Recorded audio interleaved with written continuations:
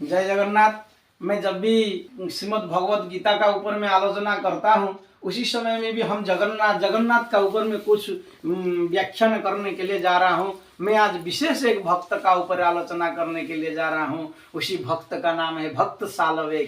सालवेग ने कैसे भगवान श्री जगन्नाथ को प्राप्त हुए, उसका भक्ति का मार्ग क्या था, किस तरह भक्ति कर रहा था, मैं इसका ऊपर में आलोचना करने के लिए जा रहा हूँ। जब उस सालवेग ने एक जात में जवन था, जवन जात का था, मुसलमान जात में था, लेकिन मुसलमान जात होते हुए उसको मंदिर में घुसाने के लिए नहीं दिए थे भक्त सालवेग को। लेकिन भक्त सालवेग ने क्या किए, तब उसने जगन्नाथ जी का रथ यात्रा होगा, बोले हजारों हजारों भक्त, लाखों लाखों भक्त जगन्नाथ को दर्शन करने के लिए आ रहे हैं। और हम लोग कभी जगन्नाथ का रथ यात्रा हम दर्शन कर नहीं पाएंगे, हम जाएंगे प्रभु का पास।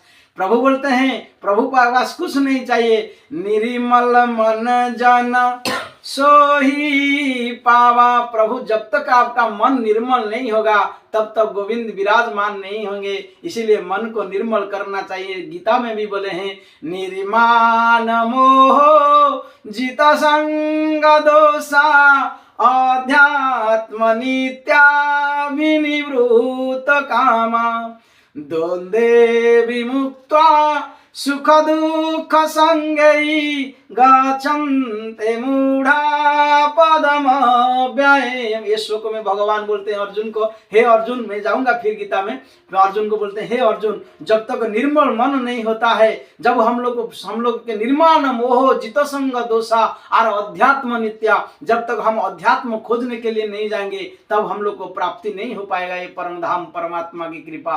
तो इसीलिए भक्त सालवेग ने हजारों हजारों आदमी भक्ति करने के लिए जा रहे हैं, और हम क्या जगन्नाथ का दर्शन कर नहीं पाऊंगी, उनका रथ खींच नहीं पाऊंगी। रथ चल रहा है, आषाढ़ शुक्ल द्वितीया तिथि में जगन्नाथ जी रथ का ऊपर में बैठेंगे और मेरा जगन्नाथ जी गुंडीचा धाम में विदाई मान लेंगे, श्री मंदिर छोड़कर माता लक्ष्मी का साथ जाएंगे। इसी भावना में जाकर जब भक्त सालवेग ने पहुंचा, उसको पंडा ने बोले नहीं नहीं, आप जवन का वंश में है तो जवन वंश में होकर आप कैसे मंदिर का अंदर में मेरे प्रभु को दर्शन करने के लिए जाएंगे। पंडा ने मना कर दिए। जब वो पंडा ने मना कर दिए, भक्त सालवेग को देखो उसने क्या किए, वही मंदिर छोड़ के उसने सीधा सागर की किनारे में चला गया, और सागर की किनारे में जाकर एक ही चिंता प्रभु श्री जगन्नाथ का चिंता करके वो बैठ कर क्या कर रहे हैं, एक छोटा सा बाली का ऊपर में एक रथ बनाया, बालू रथ बनाया।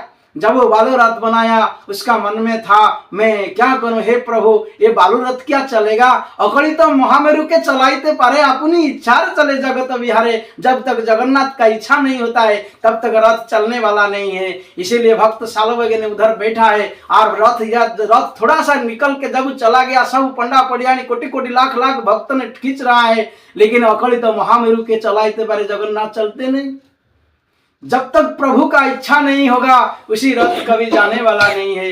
इसीलिए जगन्नाथ जी बड़ा पंडा को दर्शन दिए, बोले हे पंडा, हे राजा पड़ियानी, जाओ सागर के किनारे में मेरा भक्त बैठा है, सालवेग ने बैठा है, जब तक आकर इसी रथ का रस्सी को नहीं खींचेगा तब तक मैं जाने वाला नहीं है। जब राजा का पास ये संवाद गया, राजा ने घोड़ा निकले और दौड़ पड़े, जाके देखे उसी ने क्या किया, सागर के किनारे में एक रथ बनाकर बैठा है और प्रभु को खोज रहा है। सब देख के आश्चर्य हो गया, सब बोले यही तो मेरा राजा ने मेरे जगन्नाथ को तो ये लेकर आ गए, और वो रथ तो खाली आत्मानांग रथिनांग विद्धि बुद्धि तो सारथी विद्धि शरीरम रथम वतु मनः प्रग्रम एवच। ये आत्मा चला गया शरीर से और कोई काम नहीं, ये रथ में कुछ काम नहीं, ये आत्मा तो जाके भक्त सालवेग का घर में पड़ा हुआ है। इसीलिए राजा ने उसी सालवेग के चरण को पढ़े और चरण पादुका को धुआए, चरण को धुला कर लेकर आए, बोले चलिए आपको भगवान श्री जगन्नाथ खोज रहे हैं बड़ा दांड पर। तब उसने लेकर आए और रथ को खींचे और रथ से चलने लगा। जगन्नाथ जी इतना दयालु, इतना कृपालु, प्रभु का पास सब भक्त ही उनका कृपा से चलते हैं और भगवान उसको उसी कृपा से लेके चला जाते हैं। जय जगन्नाथ, उसका नाम में कितना आनंद मिलता है। जय जगन्नाथ, जय जगन्नाथ।